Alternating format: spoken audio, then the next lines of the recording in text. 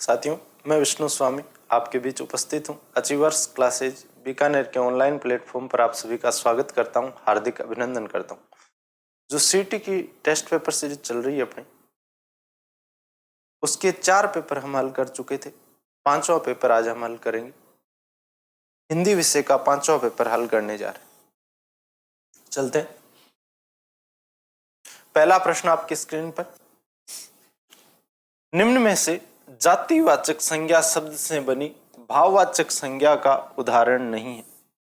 जातिवाचक संज्ञा का कोई शब्द है और उससे हम क्या बना रहे हैं? भाववाचक संज्ञा, और उसका उदाहरण नहीं है, वो हमें छांटना है। विच्छेद करके देख लेंगे। देव जातिवाचक संज्ञा का शब्द है और त्व प्रत्यय है, भाववाचक संज्ञा बना। चोर और ई प्रत्यय, चोरी बन गया। नारी जातिवाचक संज्ञा का शब्द है और त्व प्रत्यय क्या बन गया? नारीत्व। देव जातिवाचक संज्ञा का है, चोर जातिवाचक संज्ञा का है, नारी जातिवाचक संज्ञा का है। किसी शब्द को जातिवाचक संज्ञा के किसी शब्द को भाववाचक संज्ञा में जब हम बदलते हैं तो प्रत्यय जोड़ देते हैं पीछे। ममता शब्द को का प्रत्यय विच्छेद करते हैं तो मम होता, मम यानी होता है मेरा। मम यानी क्या होता है? मेरा। और मेरा संज्ञा नहीं है, मेरा जो है वो सर्वनाम है। क्या है? सर्वनाम। तो ये सर्वनाम से बनी भाववाचक संज्ञा है, जबकि हमें किससे बनी हुई इस भाववाचक संज्ञा चाहिए? जातिवाचक से बनी भाववाचक संज्ञा चाहिए।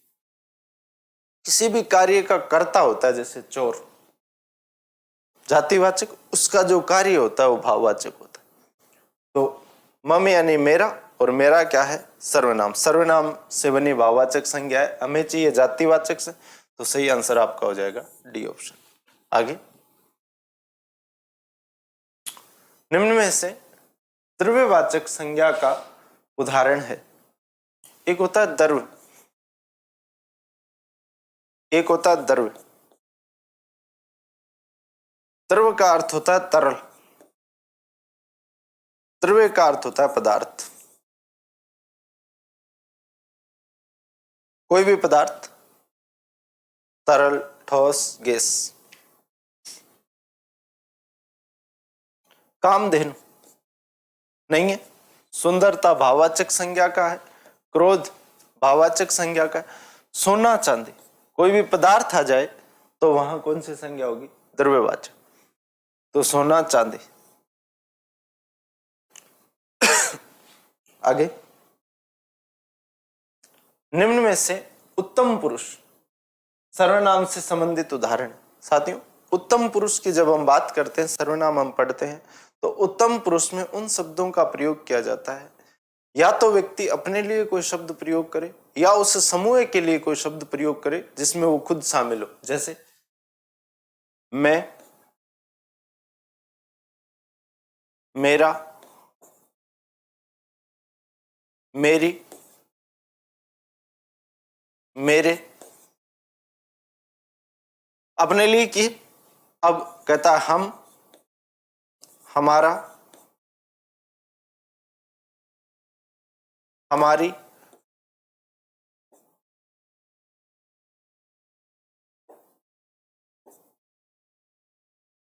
हमारे।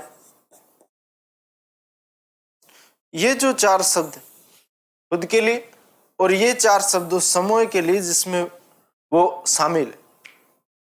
तो यह जो शब्द आते हैं, ये किसके लिए आते हैं? उत्तम पुरुष के लिए आते हैं। देख लो, हम शब्द कहाँ आ रहा है? ये ऑप्शन में। सामने वाले व्यक्ति के लिए कोई शब्द का प्रयोग करता है तो वहां मध्यम पुरुष होता है। क्या होता है? मध्यम पुरुष।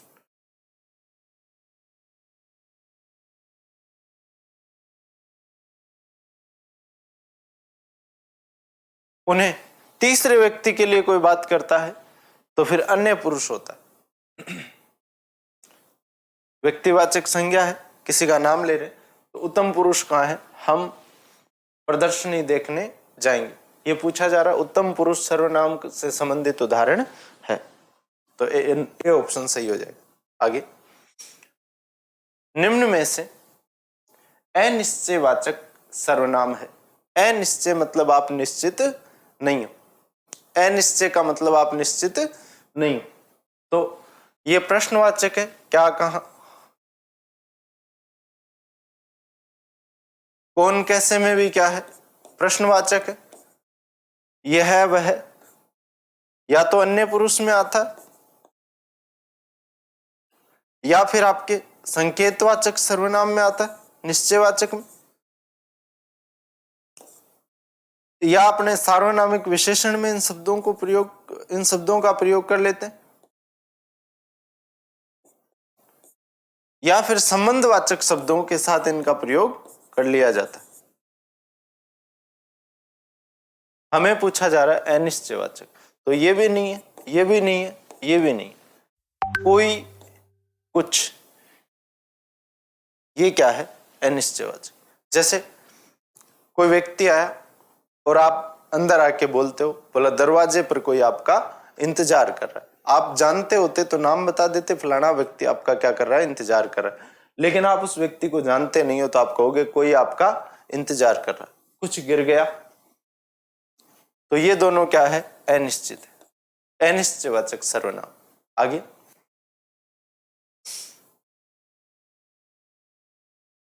गिलास में थोड़ा दूध है, वाक्य में रेखांकित शब्द में विशेषण है। जहां गणना की जाए वहां होता है संख्यावाचक विशेषण।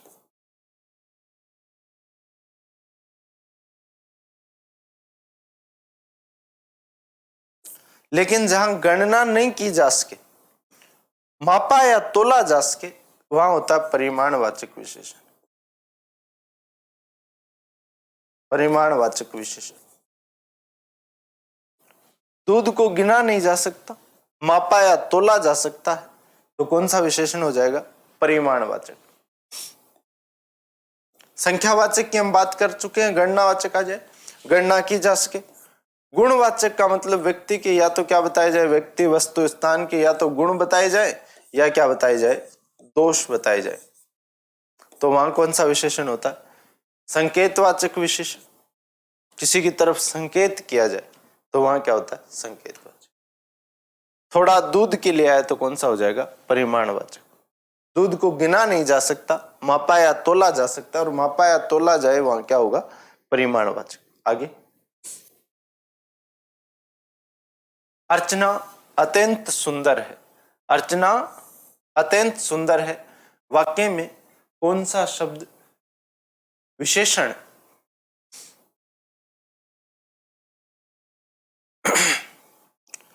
एक तो होता है विशेषण,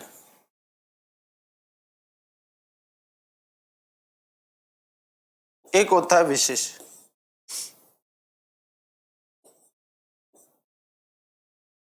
जिस शब्द की विशेषता बताई जाए वो तो क्या होता है, विशेष। और जिस शब्द के द्वारा विशेषता बताई जाए वो होता है विशेषण। कहा जा रहा है अर्चना सुंदर, अर्चना अत्यंत सुंदर, अत्यंत सुंदर। किसकी विशेषता बताई जा रही है, अर्चना की। किस शब्द के द्वारा, अर्चना कैसी है, सुंदर है। तो सुंदर तो हो गया विशेषण, किसकी विशेषता बताई जा रही है वो हो जाता है विशेषण। तो अर्चना क्या है, और ये जो अत्यंत शब्द है ये विशेषण की भी विशेषता बता रहा है, इसलिए हम क्या कह देते हैं, प्रविशेषण कह देते हैं। क्या कह देते हैं, प्रविशेषण। जो शब्द विशेषण की भी क्या बताए, विशेषता बताए, उसे क्या कह देंगे, सुंदर तो है लेकिन सुंदर में भी अत्यंत सुंदर है, विशेषण की भी विशेषता बताई जा रही है। अर्चना विशेषण, सुंदर विशेषण और अत्यंत प्रविशेषण। हमें पूछा जा रहा है कौन सा शब्द विशेषण है, तो देख लो कौन सा विशेषण। विशेषण क्या है, सुंदर। अर्चना विशेष है, अत्यंत जो है वो प्रविशेषण। अगला प्रश्न, किस प्रकार के विशेषण में दो प्राणियों, दो वस्तुओं इत्यादि के गुण दोष, दोष अथवा विशेषता की तुलना कर एक को दूसरे से बढ़ा चढ़ाकर बताया जाता है। विशेषण की अवस्था की बात की जा रही है। इसकी बात की जा रही है, अवस्था की बात की जा रही है। विशेषण की 3 अवस्थाएं होती है। कितनी अवस्थाएं होती है? 3।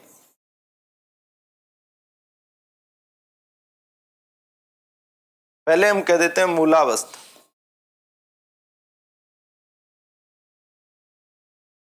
उत्तरावस्था,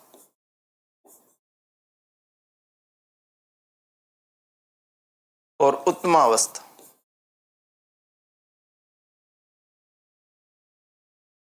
कैसी अवस्था? उत्तमावस्था। जहां एक व्यक्ति, वस्तु या स्थान के गुणों की या दोषों की बात की जाए तो हम कह देंगे मूलावस्था। एक व्यक्ति, वस्तु या स्थान के गुण दोष बताए जाए तो हम कह देंगे मूलावस्था। जहां 2 की तुलना की जाए वहां विशेषण की कौन सी अवस्था होती है? उत्तरावस्था। और किसी समूह में से किसी एक को छांटा जाता है तो वहां विशेषण की कौन सी अवस्था होती है? उत्तमावस्था। यहां हमें पूछा जा रहा है कि 2 प्राणियों, वस्तुओं इत्यादि के गुण, दोष अथवा विशेषता की तुलना कर एक को दूसरे से बढ़ा चढ़ाकर बताया जाता है, तो वहां विशेषण की कौन सी अवस्था हो जाएगी? उत्तरावस्था। वही जो हम डिग्री पढ़ते हैं, पॉजिटिव, कंपैरेटिव और सुपरलेटिव। एक की बात की जा रही है पॉजिटिव, 2 की तुलना की जा रही है कंपैरेटिव, और समूह में से किसी एक को अलग किया जा रहा है सुपरलेटिव। तो वही बातें यहां है। आगे, उसे धीरे धीरे लिखने की आदत है। कैसे लिखने की आदत है? धीरे धीरे। लिखना जो है क्रिया है, लिखना जो है वो क्या है? क्रिया है। और क्रिया से पहले क्रिया की विशेषता बताई जा रही है कि कैसे लिखने की आदत है? धीरे धीरे लिखने की। क्रिया की विशेषता बताने वाला जो शब्द है वो विशेषण है, और क्रिया की विशेषता बता रहा है इसलिए हम कह देंगे क्रिया विशेषण। विशेषता जो शब्द बताए वो विशेषण होता है, और क्रिया की विशेषता बता रहा है इसलिए क्या है? क्रिया विशेषण। तो क्रिया विशेषण। आगे, कौन सा समुच्चय बोधक अव्यय नहीं है? समुच्चय बोधक का अर्थ है 2 शब्दों,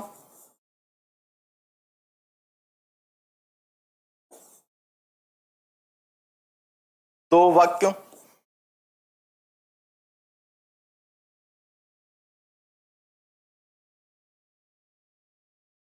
को जोड़ने वाला शब्द,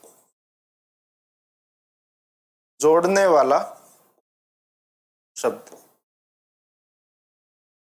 2 शब्दों, 2 वाक्यों को जोड़ने वाला शब्द। अर्थार्थ है, अथवा भी है, अतएव भी है, लेकिन आजन्म नहीं है। 2 वाक्यों को जोड़ने वाले कई अव्यय होते हैं, जैसे किंतु, परंतु, लेकिन, बल्कि, अतः,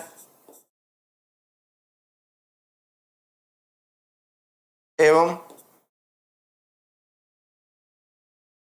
और, या, अथवा,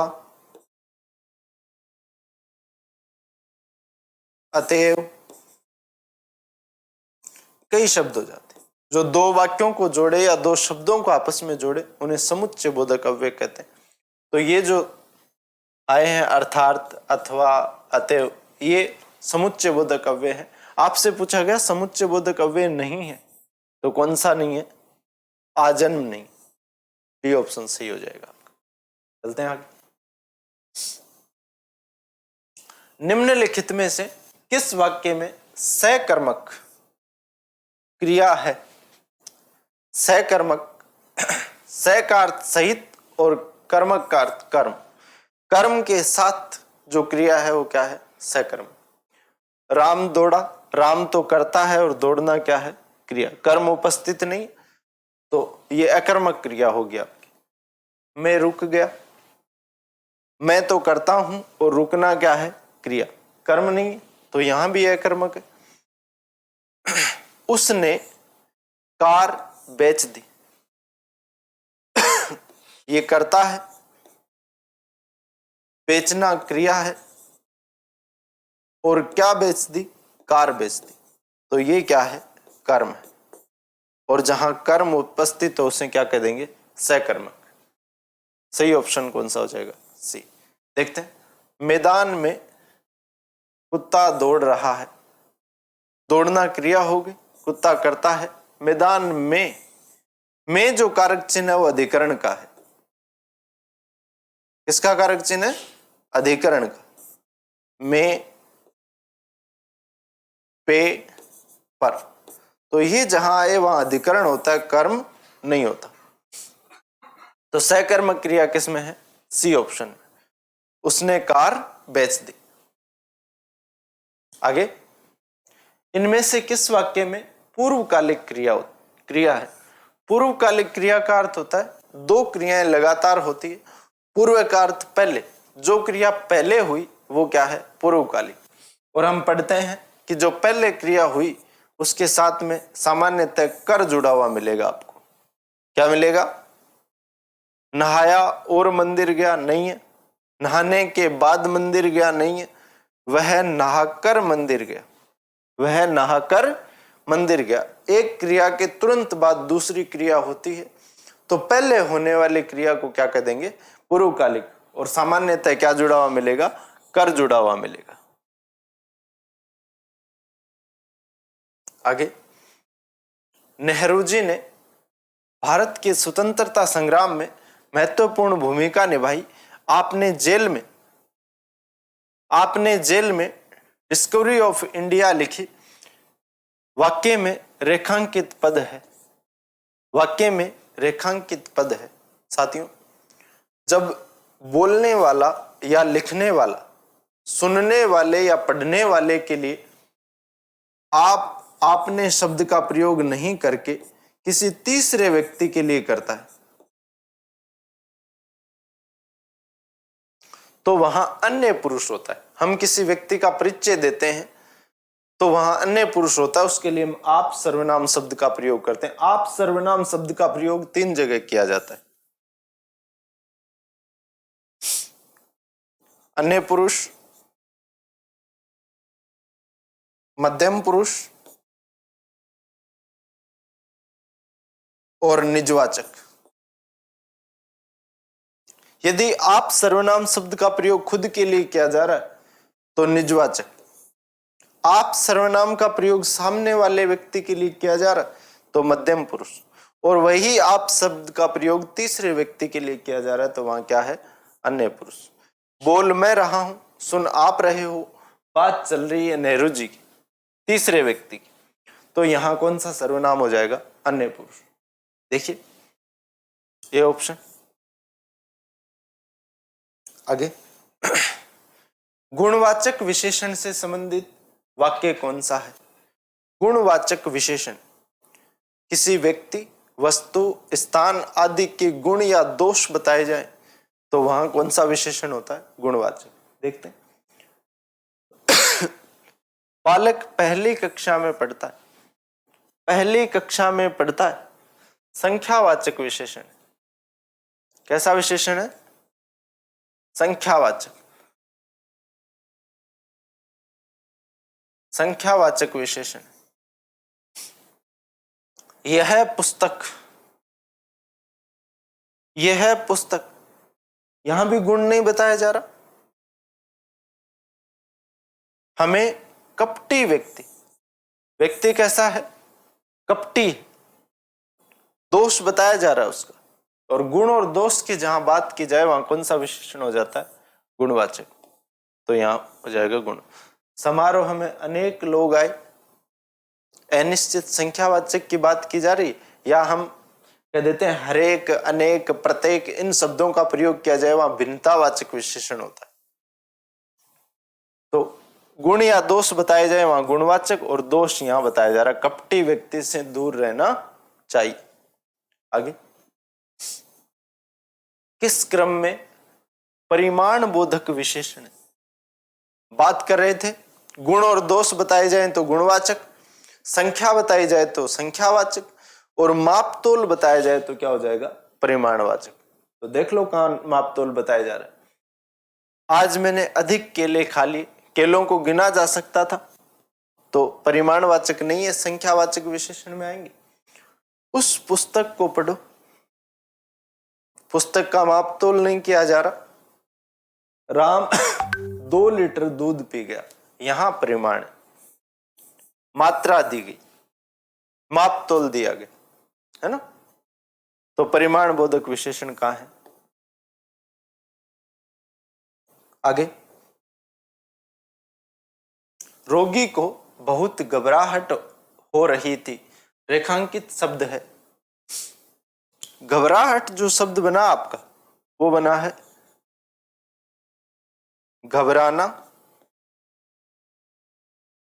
और आहट प्रत्यय जुड़ा हुआ है, आहट।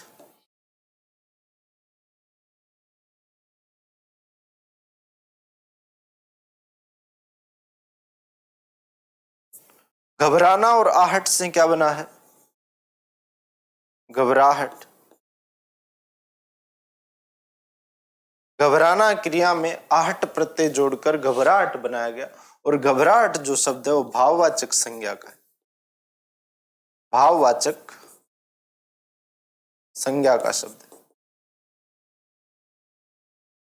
तो देखिए ऑप्शन, क्रिया विशेषण नहीं है, अव्यय नहीं है, क्रिया नहीं है, क्या है, संज्ञा है, भाववाचक संज्ञा। आगे, हिमालय से निकली गंगा का बहाव बहुत तेज है, इस वाक्य में किस प्रकार की संज्ञाओं का प्रयोग किया गया।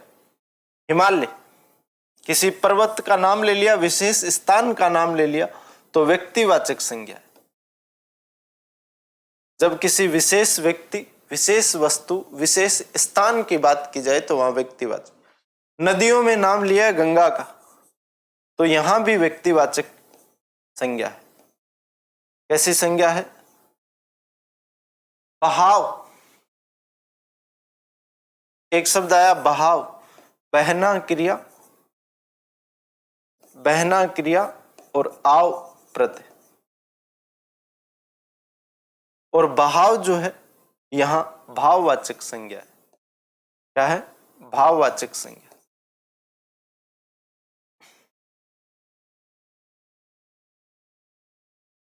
पूछा गया हिमालय से निकली गंगा का बहाव बहुत तेज है, इस वाक्य में किस प्रकार की संज्ञाओं का प्रयोग किया गया। तो एक तो व्यक्तिवाचक है, और व्यक्तिवाचक के साथ क्या है, भाववाचक। तो देख लो, जातिवाचक व्यक्तिवाचक नहीं है, जातिवाचक द्रव्यवाचक नहीं है, भाववाचक जातिवाचक नहीं है, व्यक्तिवाचक और जातिवाचक। ये ऑप्शन सही हो जाएगा। आगे,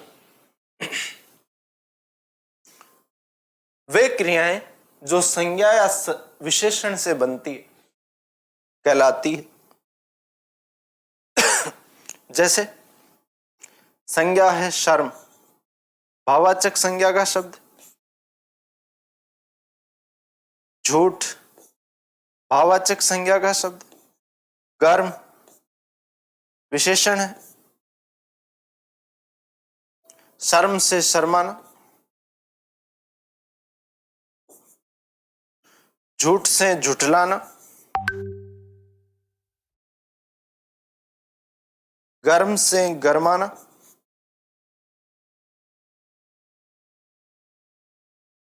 ये जो संज्ञा के शब्द हैं या विशेषण के शब्द, ये क्रिया की तरह जब प्रयोग किए जाए तो इन्हें नाम धातु क्रिया कहते हैं। क्या कहते हैं, नाम धातु क्रिया कहते हैं, नाम धातु क्रिया। देखिए विकल्प, सकर्मक नहीं है, वर्तमान कालिक नहीं है, संयुक्त नहीं है, नाम धातु। जब संज्ञा, सर्वनाम और विशेषण का प्रयोग क्रिया की तरह किया जाए तो वहां नाम धातु, वे क्रियाएं जो संज्ञा या विशेषण से बनती है कहलाती है नाम धातु। चलते हैं आगे। किस वाक्य में प्रेरणार्थक क्रिया प्रयुक्त नहीं हुई है। साथियों, प्रेरणार्थ क्रिया वो होती है जहां कर्ता स्वयं अपनी इच्छा से कार्य न करके किसी के कहने से कार्य करे, तो वहां कैसी क्रिया होती है? प्रेरणार्थ। प्रशांत अनिल से पत्र लिखवाता है, लिखने वाला अनिल है लेकिन किसके कहने से? प्रशांत के कहने से, तो यहां क्रिया हो जाएगी प्रेरणार्थक। वह खाना खाकर सो गया, यहां नहीं है। रमेश मजदूरों से पेड़ कटवाता है, पेड़ मजदूर काट रहे हैं लेकिन किसके कहने से? रमेश के कहने से। गोविंद ने राम को जगवाया, किसी से? कोई कर्ता अलग है, गोविंद के कहने पर राम को जगाता है, तो यहां भी प्रेरणार्थक है, यहां भी प्रेरणार्थक, यहां प्रेरणार्थक नहीं है। वह खाना खाकर सो गया, दो क्रियाएं लगातार होती है और पहले होने वाले को क्या कह देते हैं? पूर्वकालिक, जहां क्या जुड़ा हुआ हो? कर जुड़ा हो, तो यहाँ पूर्वकालिक है, जबकि हमें क्या चाहिए थी? प्रेरणार्थक। प्रेरणार्थक क्रिया प्रयुक्त नहीं हुई है, बी ऑप्शन। आगे, द्विकर्मक क्रिया। सकर्मक क्रिया को हम क्रम की संख्या के आधार पर दो भागों में बांटते हैं। एक तो है एक कर्मक,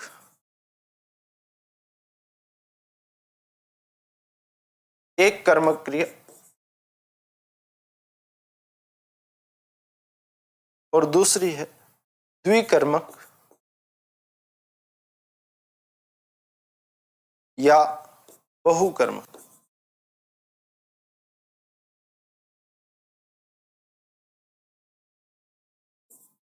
एक कर्मक या बहुकर्मक क्रिया। द्विकर्मक क्रिया वाला वाक्य जहां कर्म की संख्या एक हो,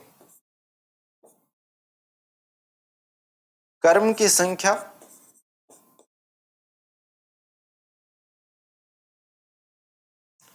एक हो, क्या कह देंगे? एक कर्मक। और जहां कर्म की संख्या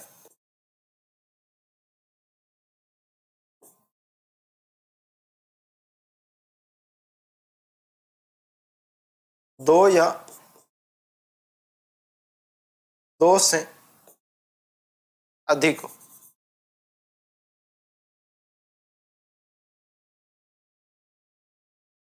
उसे कहते हैं द्विकर्मक क्रिया। अनुराग ने आम और केले और संयोजक शब्द जुड़ जाते हैं कर्म, तो यहां दो कर्म नहीं, कर्म एक ही। रमेश और मयंक दिल्ली जाएंगे, दोनों करता है और संयोजक है, तो यहां भी नहीं है। संगीता ने राधा को पुस्तक दी,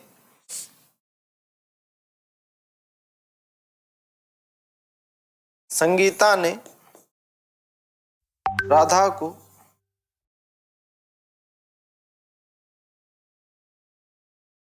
पुस्तक देखिए, संगीता जो है वो है कर्ता, क्या है? कर्ता। देना क्या है? क्रिया है। देना क्या है? क्रिया है। क्या दी? पुस्तक दी, तो ये कर्म है। और जहां को का भाव आए वहां भी क्या होता है? कर्म। किसको दी? तो राधा को दी, राधा भी क्या है? कर्म है। वाक्य में दो कर्म है, क्या है? दो कर्म। इसे कह देते हैं फर्स्ट कर्म और इसे कह देते हैं सेकंड कर्म। अब कई बार पूछ लिया जाता है कि इन दोनों में से मुख्य कर्म कौन सा? तो क्रिया से ठीक पहले आने वाले कर्म को क्या कहते हैं? मुख्य कर्म। तो ये जो कर्म है ये आपका है मुख्य कर्म, मुख्य कर्म। और ये जो आपका है इसे हम कह देते हैं गौण कर्म।